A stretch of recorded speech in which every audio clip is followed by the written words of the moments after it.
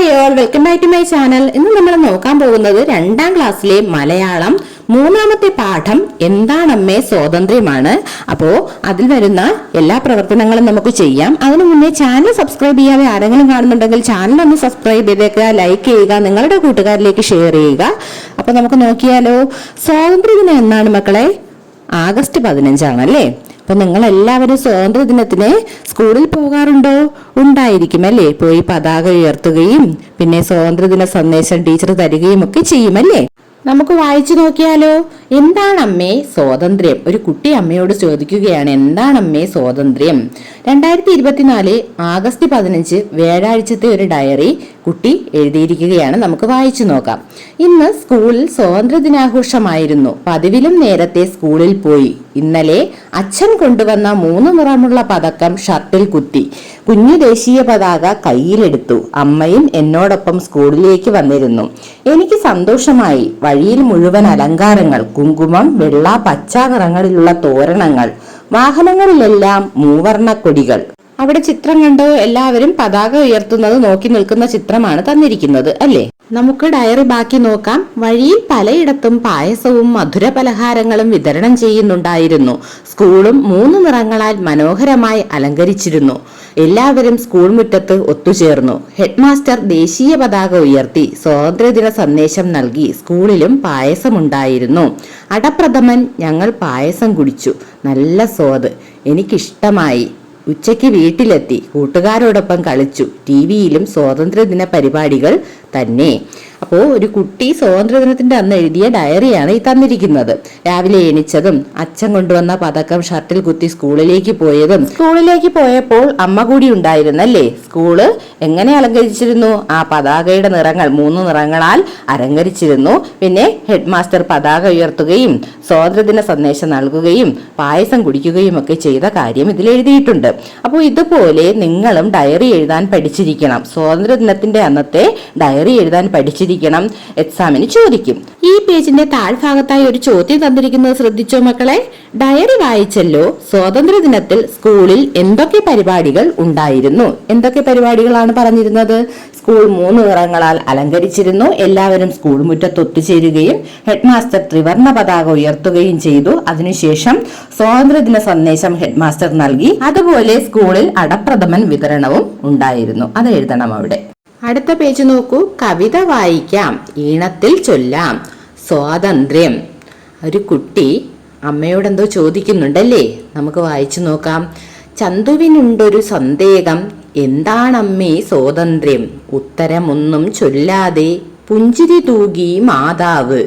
ഓലത്തുമ്പിൽ ചാഞ്ചാടും ചേലേറുന്നൊരു തത്തമ്മ. ചന്തുവിനുത്തരം എന്നോണം ഒന്നു ചിലച്ചു ചന്തത്തിൽ. ബന്ധനമില്ലെന്നാകീടിൽ അതാണ് കുഞ്ഞേ സ്വാതന്ത്ര്യം. ബന്ധനമില്ലെന്നാകീടിൽ അതാണ് കുഞ്ഞേ സ്വാതന്ത്ര്യം. ഇത് എഴുതിയതാരാണ്? കെ പല്ലശന. എന്താണ് പറയുന്നത് കവിതയിൽ? ചന്തുവിനുണ്ടൊരു സന്ദേഹം, എന്താണമ്മേ സ്വാതന്ത്ര്യം? ചന്തുവിനൊരു സന്ദേഹമുണ്ട്. എന്തിനെ കുറിച്ചാണ് സന്ദേഹം? എന്താണമ്മേ സ്വാതന്ത്ര്യം? സ്വാതന്ത്ര്യം എന്താണെന്ന് അമ്മയോട് ചോദിക്കുകയാണ്.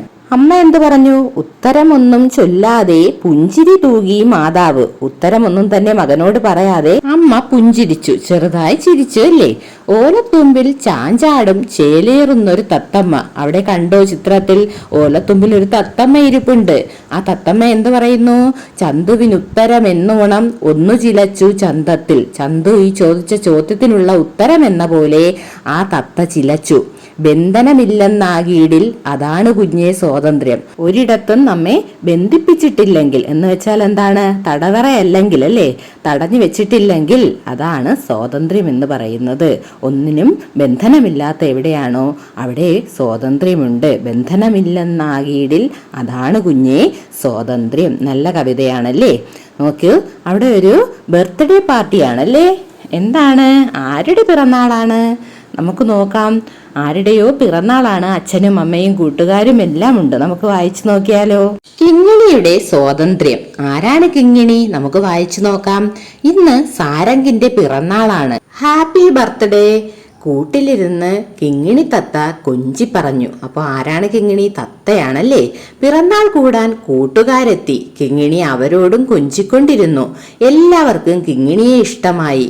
കൂട്ടുകാർ ചേർന്ന് വീട് അലങ്കരിച്ചു. വീട്ടുകാരും കുട്ടിക്കൂട്ടത്തിനൊപ്പം കൂടി.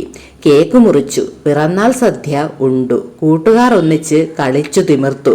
പിറന്നാൾ കെങ്കേമമായി. സാരംഗിന് സന്തോഷമായി. അപ്പോൾ സാരംഗിന്റെ പിറന്നാളാണ്. കൂട്ടുകാരും വീട്ടുകാരും ഒരുമിച്ച് കേക്കൊക്കെ മുറിച്ച് പിറന്നാൾ സദ്യയൊക്കെ ഉണ്ട്. പിന്നെയോ അങ്ങനെ രാത്രിയായി. കൂട്ടുകാരെല്ലാം വീട്ടിലെത്തിയിട്ടുണ്ടാവും, അവരുടെ അച്ഛനമ്മമാരുടെ അടുത്ത്. പാവം കിങ്ങിണി മാത്രം കൂട്ടിൽ. അവൾക്കുമുണ്ടാവില്ലേ അച്ഛനും അമ്മയും? അവളെ കാണാതെ അവർ വിഷമിക്കുന്നുണ്ടാവും. സാരംഗിന് ഉറക്കം വന്നില്ല. അവൻ മെല്ലെ എഴുന്നേറ്റു. കുറുക്കന്റെ ഓരിയിടലും നായ്ക്കളുടെ കുരയും വകവയ്ക്കാതെ അവൻ പതുക്കെ വാതിൽ തുറന്നു. അങ്ങനെ പിറന്നാളിന് വന്ന കുട്ടികളെല്ലാം വീട്ടിൽ പോയി, അവരുടെ അച്ഛനമ്മമാരുടെ അടുത്തല്ലേ. പക്ഷെ കിങ്ങിണി മാത്രം എവിടെയെങ്കിലും പോയോ? കൂട്ടിൽ തന്നെയാണല്ലേ. അവൾക്കും അച്ഛനും അമ്മയും ഇല്ലേ. പക്ഷേ അവൾ കൂട്ടിൽ ബന്ധനത്തിലാണ് അല്ലേ. അതോർത്ത് നമ്മുടെ പിറന്നാളുകാരനായ സാരംഗിന് ഉറക്കം വന്നില്ല. അവൻ എവിടെ വന്നു? അവൻ പതുക്കെ വാതിൽ തുറന്നു. എന്നിട്ടോ വരാന്തയുടെ അങ്ങേ തലക്കിലേക്ക് നടന്നു. എങ്ങും ഇരുട്ട്. അവൻ പക്ഷിക്കൂടിനടുത്തെത്തി. കൂട്ടിൽ കിങ്ങിണി ഒറ്റയ്ക്ക്. സാരംഗ് കിങ്ങിണിയുടെ കണ്ണിലേക്ക് സൂക്ഷിച്ചു നോക്കി. കൂട് തുറന്നു. കിങ്ങിണി വന്ന് അവന്റെ കയ്യിലിരുന്നു. അതിന്റെ ചിറകിൽ അവൻ ഒരു ഉമ്മ നൽകി. ചെവിയിൽ എന്തോ മന്ത്രിച്ചു. സാരംഗ് ഇരുട്ടത്ത് എങ്ങോട്ടേക്കാണ് പോയത്? അവൻ കിങ്ങിണിയുടെ കൂടിനടുത്തേക്കാണ് പോയതല്ലേ. കൂട്ടിൽ കിങ്ങിണി ഒറ്റയ്ക്കല്ലേ ഉള്ളൂ. സാരംഗ് എന്ത് ചെയ്തു? കിങ്ങിണിയുടെ കണ്ണിലേക്ക് നോക്കിയിട്ട് കൂട് തുറന്നു. കിങ്ങിണി വന്ന് അവന്റെ കയ്യിലിരുന്നപ്പോൾ ചിറകിൽ ഒരു ഉമ്മ കൊടുത്തിട്ട് ചെവിയിൽ എന്തോ മന്ത്രിച്ചു. താഴെ ഒരു ചോദ്യം നോക്കൂ. സാരംഗ് കിങ്ങിണിയുടെ ചെവിയിൽ മന്ത്രിച്ചത് എന്തായിരിക്കും? നീയും നിന്റെ അച്ഛന്റെയും അമ്മയുടെയും എടുത്ത് പൊയ്ക്കോളൂ, പറന്നു പൊയ്ക്കോളൂ എന്നായിരിക്കും പറഞ്ഞിട്ടുണ്ടാവുക അല്ലേ. അടുത്ത് നോക്കിയേ, മഹാത്മജിയെ കുറിച്ചുള്ളൊരു കവിതയാണ്. വെണ്ണിക്കുളം ഗോപാലക്കുറുപ്പ് എഴുതിയതാണ്. നമുക്ക് വായിച്ചു നോക്കാം. മുൻവരിപ്പല്ല് പൊയ്പോയ മോണ കാട്ടിച്ചിരിച്ചൊരാൾ ചമ്പ്രം പടിഞ്ഞിരിക്കുന്ന പടം നീ കണ്ടതില്ലയോ? അതാണ് ഗാന്ധിയപ്പൂപ്പൻ, ആരിലും കനിവുള്ളവൻ, കൊച്ചുകുഞ്ഞുങ്ങളോടൊത്തു കളിപ്പാൻ കൊതിയുള്ളവൻ, വിളിപ്പൂ നാട്ടുകാരെല്ലാം ബാപ്പുവെന്ന് പലപ്പോഴും, ആ വാക്കു കേട്ടിരിക്കും നീ അച്ഛനെന്നർത്ഥമായിടും. മറ്റുള്ളവരുടെ ദുഃഖങ്ങൾ മാറ്റുവാൻ വേല ചെയ്യുകയാൽ മഹാത്മാഗാന്ധി എന്നുള്ള പേരു നീളെ പ്രസിദ്ധമായി. എന്താണ് കവിതയിൽ പറഞ്ഞിരിക്കുന്നത്? മുൻവരി പല്ലൊക്കെ പോയ മോണകാട്ടി ചിരിച്ച് ചമ്പ്രം പടിഞ്ഞിരിക്കുന്ന പടം നീ കണ്ടതില്ലയോ? ആരുടെ പടം? നമ്മുടെ മഹാത്മാഗാന്ധിജിയുടെ പടം. അതാണ് ആര്? ഗാന്ധി അപ്പൂപ്പൻ, ആരിലും കനിവുള്ളവൻ, എല്ലാവരോടും കനിവും സ്നേഹവുമുള്ളവൻ, കൊച്ചു കുഞ്ഞുങ്ങളോടൊത്ത് കളിപ്പാൻ കൊതിയുള്ളവൻ. ഗാന്ധി എങ്ങനെയാണ്? മഹാത്മാഗാന്ധി കൊച്ചു കുഞ്ഞുങ്ങളോടൊത്ത് കളിക്കാൻ കൊതിയുള്ളയാളാണ്. എല്ലാവരോടും സ്നേഹവും കനിവും അനുകമ്പയും ഉള്ളയാളാണ്. പിന്നെ എന്താണ് പറഞ്ഞിരിക്കുന്നത്? വിളിപ്പൂ നാട്ടുകാരെല്ലാം ബാപ്പുവെന്ന് പലപ്പോഴും. എല്ലാവരും എന്താണ് വിളിക്കുന്നത്? നാട്ടുകാരെല്ലാം ബാപ്പു എന്നാണ് മഹാത്മാഗാന്ധിജിയെ വിളിക്കുന്നത്. ബാപ്പു എന്ന വാക്കിന്റെ അർത്ഥം എന്താണ്? അച്ഛൻ എന്നർത്ഥമായിടും. അച്ഛൻ എന്നാണ് അർത്ഥം.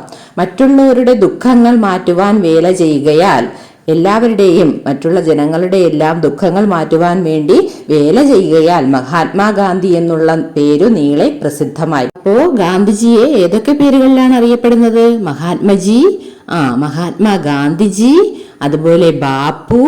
അവിടെ കുറച്ച് ചോദ്യങ്ങളുണ്ട്, നമുക്ക് നോക്കാം. ഗാന്ധിജിയെ വിളിക്കുന്ന മറ്റു പേരുകൾ എന്തൊക്കെയാണ്? മഹാത്മാഗാന്ധിജിയെ വിളിക്കുന്ന പേരുകൾ എന്തൊക്കെയാണ്? മഹാത്മജി, ബാപ്പു, ഗാന്ധി അപ്പൂപ്പൻ എന്നൊക്കെ വിളിക്കും. ഗാന്ധിജിക്ക് കുഞ്ഞുങ്ങളെ വളരെ ഇഷ്ടമാണ് എന്ന് സൂചിപ്പിക്കുന്ന വരികൾ കണ്ടെത്തി എഴുതാം എന്ന് പറഞ്ഞിട്ടുണ്ട്. ഏത് വരികളാണ്? കൊച്ചു കുഞ്ഞുങ്ങളോടൊത്തു കളിപ്പാൻ കൊതിയുള്ളവൻ എന്ന വരിയാണല്ലേ. അവിടെ ഒരു ചോദ്യം കൂടിയുണ്ട്. ബാപ്പു എന്ന പദത്തിന്റെ അർത്ഥം എന്താണ് അർത്ഥം? നമ്മൾ പറഞ്ഞു കഴിഞ്ഞു. അച്ഛൻ എന്നാണ് ബാപ്പു എന്ന പദത്തിന്റെ അർത്ഥം. അപ്പൊ അച്ഛൻ എന്നെഴുതണം. അടുത്ത പേജ് നോക്കൂ. നമ്മുടെ ദേശീയ പതാകയ്ക്ക് 3 നിറങ്ങളുണ്ട്. നമുക്ക് എല്ലാവർക്കും അറിയാമല്ലേ. മുകളിൽ കുങ്കുമ നിറം, നടുക്ക് വെള്ള, താഴെ പച്ചയും, മധ്യത്തിലായി അശോക ചക്രവുമുണ്ട്. അപ്പോൾ മുകളിൽ കുങ്കുമ നിറം കൊടുക്കണം, താഴെ പച്ച കൊടുക്കണം, നടുക്ക് വെള്ളയാണെന്നറിയാം, അശോക ചക്രത്തിന് നീല നിറവും കൊടുക്കണം. അടുത്ത പേജ് നോക്കിയേ, ചാച്ചാജിയുടെ റോസാപ്പൂവ്. ചാച്ചാജി ആരാണ് മക്കളെ? ജവഹർലാൽ നെഹ്റു, നമ്മുടെ ആദ്യത്തെ പ്രധാനമന്ത്രിയല്ലേ, ഇന്ത്യയുടെ ആദ്യത്തെ പ്രധാനമന്ത്രിയായ ചാച്ചാജി. അദ്ദേഹത്തിന് നോക്കിയേ, ആരാണ് റോസാപ്പൂ കൊടുക്കുന്നത്? ഒരു കൊച്ചു കുഞ്ഞാണ്. നമുക്ക് വായിച്ചാലോ? നെഹ്റുവിന് കുട്ടികളെ വലിയ ഇഷ്ടമായിരുന്നു. അത് നമുക്കും അറിയാമല്ലേ. നവംബർ 14 ശിശുദിനമായി ആചരിക്കുന്നത് ആരുടെ ജന്മദിനമാണ്? നമ്മുടെ ജവഹർലാൽ നെഹ്റുവിൻ്റെ ജന്മദിനമാണ് അല്ലേ. നെഹ്റുവിന് കുട്ടികളെ വലിയ ഇഷ്ടമായിരുന്നു, അതുപോലെ പൂക്കളെയും. അദ്ദേഹത്തിൻ്റെ ഉടുപ്പിൽ എപ്പോഴും ഒരു പൂവ് കാണാമല്ലേ. ഒരിക്കൽ അദ്ദേഹത്തെ കാണാൻ ഒരു കുട്ടി വന്നു. അവൾ നല്ല ഒരു റോസാപ്പൂവ് കൊണ്ടുവന്നിരുന്നു. പൂവ് വാങ്ങാൻ അദ്ദേഹം കൈനീട്ടി. കുട്ടി അദ്ദേഹത്തോട് കുനിഞ്ഞിരിക്കാൻ പറഞ്ഞു. താൻ കൊണ്ടുവന്ന റോസാപ്പൂവ് അവൾ ചാച്ചാജിയുടെ കോട്ടിൻ്റെ പോക്കറ്റിൽ ഭംഗിയായി കുത്തിക്കൊടുത്തു. അദ്ദേഹത്തിന് വളരെ സന്തോഷമായി. അദ്ദേഹം കുട്ടിയുടെ കവിളത്ത് സ്നേഹപൂർവ്വം തലോടി. അന്ന് മുതലാണത്രേ നെഹ്റു തൻ്റെ കുപ്പായത്തിൽ റോസാപ്പൂവ് ധരിച്ചു തുടങ്ങിയത്.